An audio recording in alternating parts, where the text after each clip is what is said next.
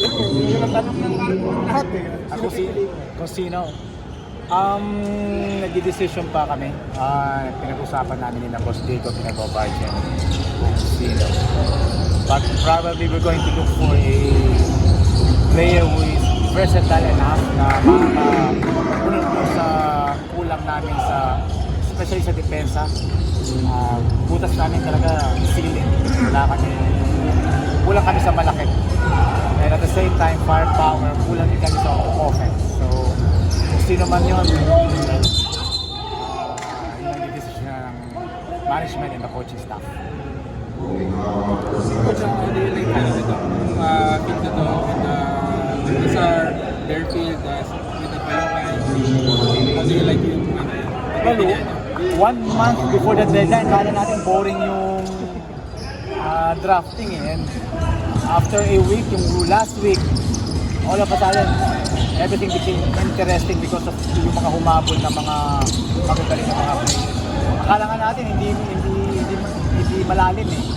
Pero nung dumating na yung sina Bearfield, sina Polly, mga unexpected, biglang naging malalim yung pool.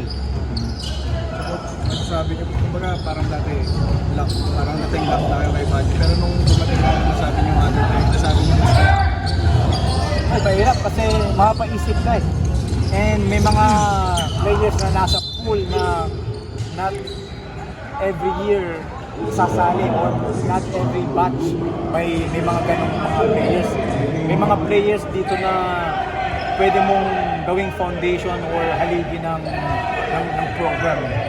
May mga players dito na they'll be good for 5 to 7 years. Magiging competitive yung program mo as long as you get good.